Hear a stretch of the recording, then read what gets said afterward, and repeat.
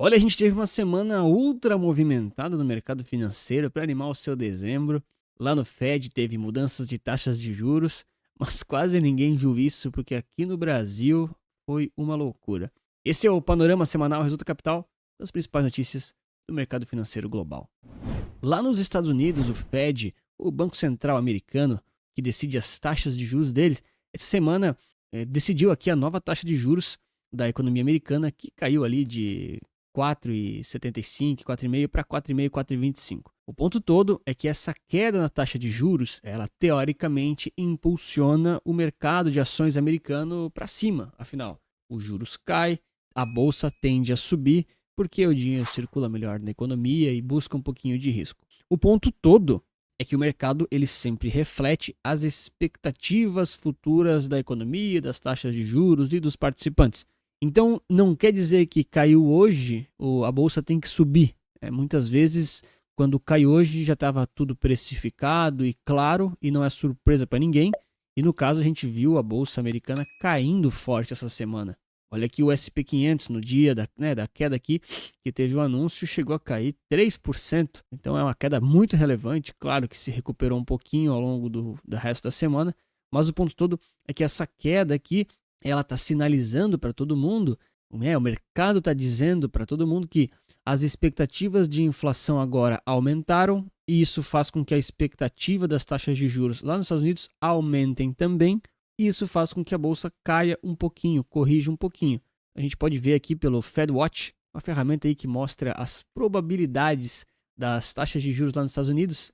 Antigamente isso aqui era totalmente para baixo, né? A tendência era realmente taxas mais baixas, o pessoal estava entendendo que iria ficar abaixo de 4%, 3,5% ao ano. Agora não. Agora o mercado já está em dúvida. Então, para o ano que vem todo, aqui, 2025, o mercado está em dúvida entre 4,25, 4 e 4,5 e assim por diante. Então, já não existe mais uma grande expectativa de queda nas taxas de juros. Isso faz com que a bolsa fique parada ou corrija um pouquinho.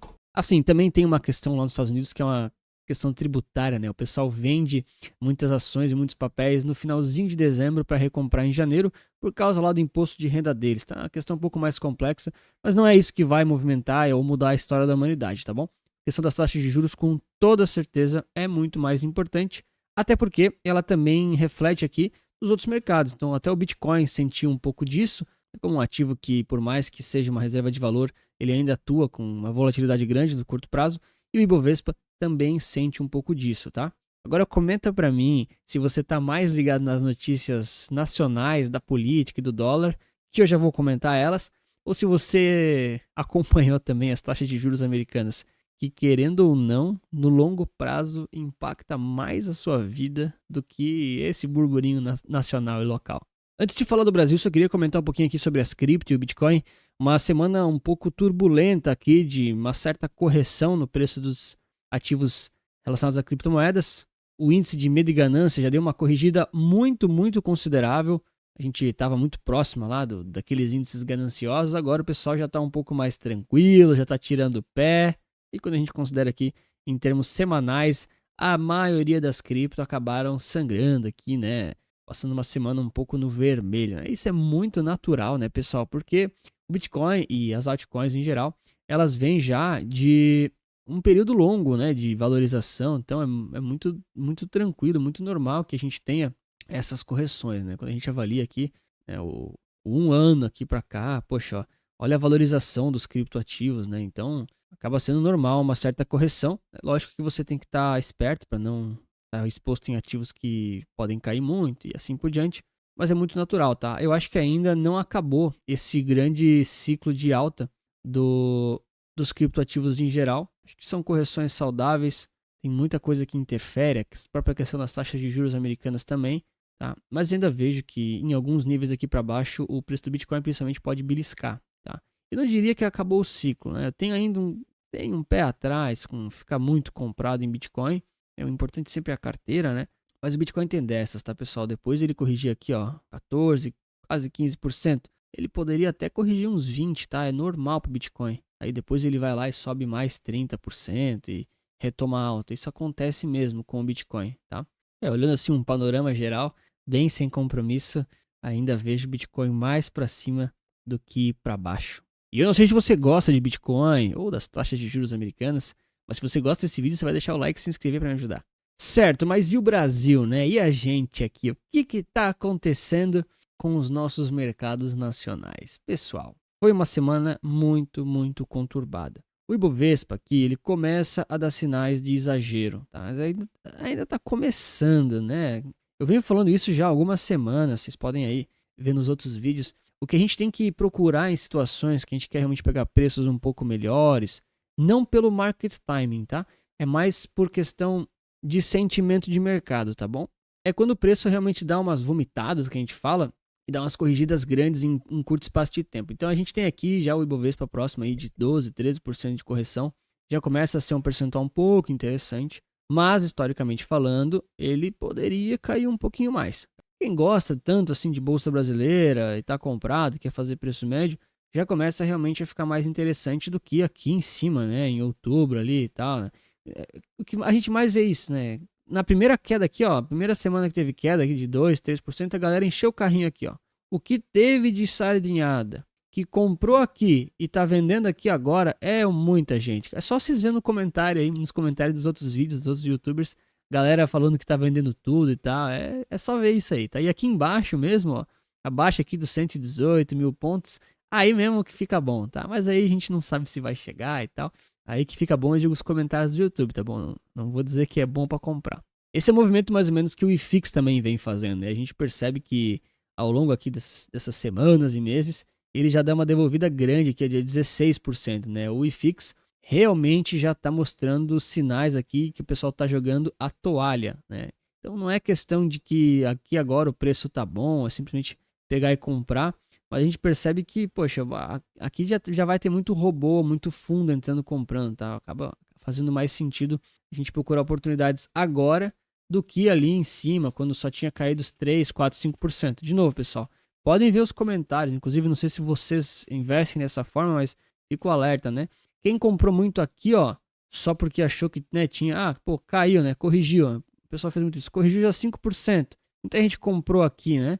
E aí agora tá vendendo aqui embaixo, porque, enfim, o mundo vai acabar e tal, aquela coisa de sempre. Tá? Então, você sempre tem que fazer as alocações de acordo com a sua carteira, mas fazer isso de forma estratégica, né? E gradual. Você nunca deve zerar o caixa. Tá? O pessoal comete muito esse erro. Acho que eu vou acabar fazendo um vídeo só sobre isso, eu acho. Porque o pessoal comete demais esse erro.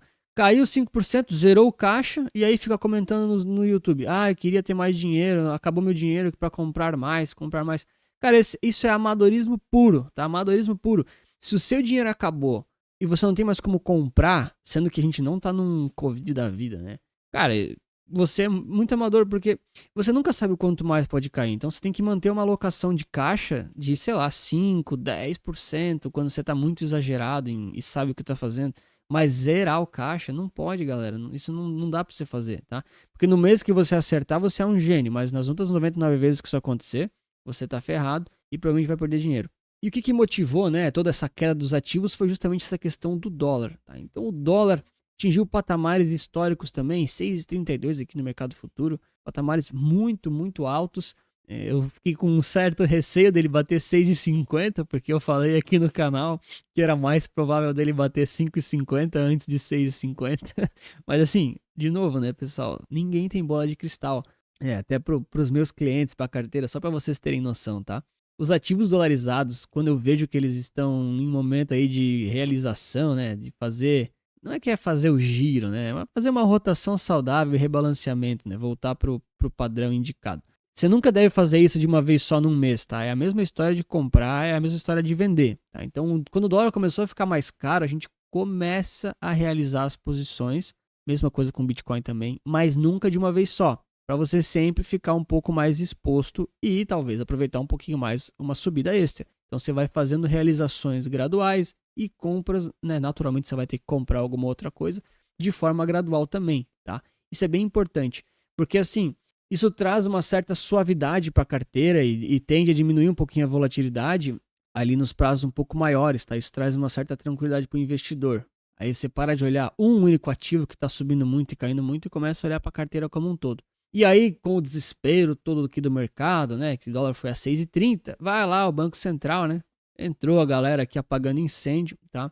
Inclusive, eu tenho falado pouco desses assuntos no canal, porque eu acho que a gente acaba perdendo um pouco o foco, tá? Assim, é super importante olhar essas coisas, tá? É super importante, mas a gente não pode perder o foco, tem que fazer a leitura, tá? Então, poxa, vendeu aqui uma tora de dólar no mercado de derivativos ali, com leilões de linha que a gente fala, tá? Ele vai recomprar depois e tal, e também vendeu no mercado à vista. Então, o Banco Central tá torrando dólar essa semana e deu liquidez para o mercado. Por que ele fez isso? Isso é importante saber.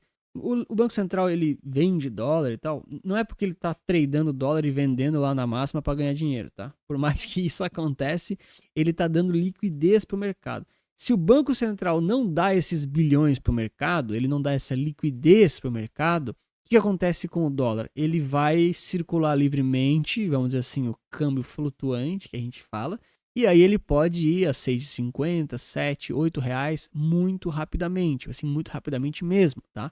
Porque daí o mercado ele vai buscar soluções para, enfim, dar vazão para esses bilhões ali. E é oferta e demanda, né? Quando as pessoas veem que tem muitos participantes querendo comprar, eles não vão vender no preço atual, eles vão vender mais para cima, e mais para cima, mais para cima, mais para cima. E isso causa aí, né, algum possível mini bolha, ou desespero no mercado, né? Então, aqui no Brasil a gente tem o câmbio flutuante sujo, né, que a gente fala, onde os participantes negociam o câmbio, né, compra e vende dólar, mas de vez em quando o Banco Central dá um pitaco ali, dá uma ajudada, vamos dizer assim, para o pessoal não ficar sem liquidez. Então isso é bom porque você consegue segurar o câmbio ali no curto prazo, né, impede que ele estoure lá para 7, 8 reais num dia. Só que no longo prazo, pessoal, isso é bem ruim, bem preocupante, tá? Isso aí são realmente medidas emergenciais supremas, assim. Você só vê em momentos de muito desespero, tá? Por quê? Porque de um jeito ou de outro, essas reservas do Banco Central, ou até os leilões de linha, ou até os swaps que a gente fala, né, que ele pode vender, isso acaba, tá? Isso uma hora acaba, galera. Não tem dinheiro infinito, dólares infinitos. Tem reais infinitos, mas dólar infinito o Banco Central não tem. Então ele tem uma reservona lá de milhões e bilhões de dólares lá no caixa, coisa arada, beleza? Só que uma hora esse dinheiro acaba, tá? Inclusive, a conta que o pessoal fez essa semana, acho que foi 5,5 ou até um pouco mais, tinha passado já. Ele vendeu, tipo, sei lá, 5 a 10% das reservas do Banco Central num dia. Então vocês imaginam, se ele fizer isso todos os dias, em menos de um mês, acabam as reservas cambiais do Brasil. E aí o Banco Central fica, tipo, vendido e zerado em dólar e fica passivo nisso tudo.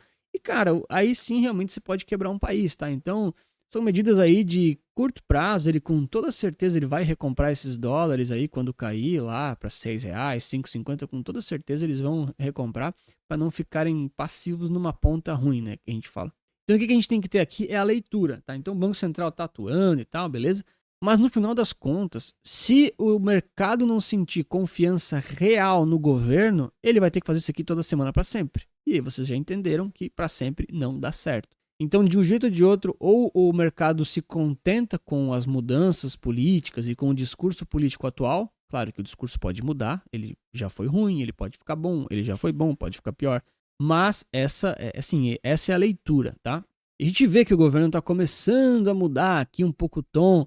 Lula fez aí aquele vídeo, né? Postaram com o Galípolo, com o Haddad, falando que o Banco Central é independente, vai mandar muito bem, tá tudo certo, não vai interferir. A gente vê que o Lula tá mudando aí um pouquinho o tom. Se o Lula quiser continuar no poder, independente se ele for candidato ou se ele quiser eleger alguém, como foi com a Dilma, por exemplo, ele sabe que vai ter que ter o mercado do lado dele, tá? Ele sabe disso. Por mais que quem elege são votos populares, no final das contas o mercado manda mais, tá, pessoal? Assim, não vou ficar explicando porque é muito complexo. Mas ele sabe que se a economia realmente for pro buraco, não vai ter jeito, né? Então ele tá num timing muito bom, o Lula, para fazer com que essa crise faça com que o Brasil volte ao patamar medíocre de sempre. Medíocre mediano, vamos dizer assim, tá? Não no sentido de menosprezar. Porque daí ele fica com uma imagem de que, pô, nós melhoramos o Brasil. Lembra quando o dólar estava 6,30, agora já está 5,50. Né? Certinho quando ele precisar de uma reeleição, ou ele precisa mostrar alguns indicadores aí, principalmente de IPCA da vida, né? Preço de coisas no supermercado. Essas coisas, elas geram muito voto, né, pessoal? Tem que fazer a leitura, entende? Eu não tô preocupado, assim, com o que vai acontecer, mas eu tenho que entender o que os participantes estão querendo ver, fazer e como é que o mercado interpreta isso, tá bom? No final do dia só importa isso. E no final das contas, o mercado, ele exagerou um pouquinho essa semana. Não é que o mercado exagerou, né? Ele exigiu algumas coisas, porque no final do dia o mercado ele exige do governo taxas suficientes para ele ficar, senão ele vai embora, beleza? E aí a gente viu aqui, assim, situações muito, muito atípicas, tá? A gente está realmente diante ou do pico da crise ou muito próximo desse pico, tá? Porque quando você começa a ver em sequência muitas situações que nunca antes aconteceram, é um sinal de exagero, ou de topo ou de fundo. Não quer dizer que é ali, mas a gente está perto, tá? É assim, historicamente falando, é assim que acontece sempre. O que a gente já viu? Dólar na máxima histórica, 6,30, 6,32. Nunca antes foi visto na história esse valor, tá bom? O que a gente viu aqui? IPCA mais 8, tá? Nunca antes foi visto isso aqui, tá? Aqui, ó, mostrar para vocês. Ó, vou até ensinar para quem não sabe. Desce aqui, ó. Você vem aqui embaixo, ó, preços e histórico de preços e taxas. Clicou, blá blá blá. Aí você vem aqui, ó, investir. Aí você clica no IPCA mais 2029, tá? Beleza. Aí aqui sempre tem os dois, ó, que é até menorzinho. Aí sempre tem essas duas questões aqui, ó, preço e taxa. Então, olha só a taxa, de onde é que foi, né? 7,86 e o preço dos títulos despencando. Deixa eu botar aqui um período maior só para vocês terem noção. Despencando. Bom, no final das contas, ele nem registra aqui o preço máximo, né? Ele tá registrando de fechamento do dia, tá? Mas teve IPCA mais outro aqui em alguns determinados momentos do dia. De novo, isso aqui é só um indicativo, tá, pessoal? Você não precisa travar numa taxa perfeita, até porque você faz esses investimentos aí, geralmente fracionados também, tá? Ó, só vou dar mais um exemplo aqui, ó, pra vocês verem. Então, quando a taxa sobe para 8%, o que a gente tem na prática é o preço dos títulos caindo, né? Ó, de novo, né? Ó, taxa dispara, preço do título, ele despenca, né? Para baixo. E a gente vê aqui, ó, por exemplo, os ETFs de títulos públicos, como por exemplo o IMAB11, que são todos os títulos públicos somados ao mesmo tempo, DIPCA+, tá? Pega todos eles ali. Então a gente viu aqui uma queda já bem relevante deles, caindo aqui 9%, quase 10%. E a gente teve aqui num pico aqui do 8%, cara, IMAB11 caindo forte, né? Então o mercado está exagerando, tá? A gente vê isso em diversos ETFs de títulos públicos, os próprios títulos públicos. Então a gente tem uma conjuntura já de elementos nunca antes vistos na história. Claro que a gente pode continuar vendo essas coisas por mais muito tempo, tá bom? Então pode ser que o dólar vá para 6,50, R$ 7, pode ser que o IPCA vá para mais 8, mais 9, pode acontecer, pessoal. Mas vamos lembrar, né? Sempre em situações de topo ou de fundo, geralmente acontecem coisas que nunca antes aconteceram, tá bom? Mesma coisa o Bitcoin, 100 mil dólares, pode ir mais? Pode. Você já deveria realizar alguma coisinha? Não sei, talvez sim, depende da sua carteira. Mas é interessante que a gente sempre lembre, né? Quando as coisas estão muito ruins ou muito boas, e isso nunca aconteceu antes na história, né? Aqueles preços, aquelas situações, geralmente o mercado vai dar uma respirada para baixo ou para cima e depois ninguém sabe o que vai acontecer, mas são situações para você ficar esperto, tá bom? Ah, Anthony, não sei ficar esperto, é muito complicado, é muito difícil, é muita coisa, é muito confuso o mercado financeiro. Como é que eu faço para investir? Cara, se é muito difícil para você, eu ofereço as minhas soluções. Eu ofereço aqui carteiras de investimentos no QR Code, link na bio, em que eu monto todas as carteiras pensando tanto em crescimento quanto renda, e independente do seu perfil, se é mais conservador, arriscado, moderado, para você já ter isso meio que pronto e não precisar ficar queimando neurônio ou talvez até investindo em coisa que não deve, de acordo com o seu perfil, claro. No final das contas, eu sempre tento entregar três coisas. Primeiro, que eu sou independente, eu não estou ligado a bancos nem corretoras, prezo muito pela segurança e gestão de risco, e claro, diversificação e investimentos inteligentes, na maioria das vezes ali, ETFs e investimentos que diversificam sua carteira no Brasil, no exterior e assim por diante. Se tem interesse, me chama que eu vou te mostrar mais sobre isso. E aqui eu reforço, né, pessoal? Não é porque os ativos estão baratos que você deve zerar o caixa ou sair comprando tudo. Primeiro, como é que é a sua carteira? Quantos por cento cada um deles? Poxa, eu deveria ter 10% em Ibovespa, por exemplo. Tô com 8. Já é a hora de comprar? Sim, não sei. Depende, pessoal. Depende muito. E assim, de fato, os ativos estão baratos, mas nem sempre eles vão estar assim. E aí tem aquela grande pergunta, né? Você vai comprar apenas quando os ativos estão baratos ou você vai ter uma estratégia para comprar sempre? Nesse vídeo eu respondo essa pergunta. Obrigado pelo seu like, inscrição e lembre-se que investir certo resulta capital.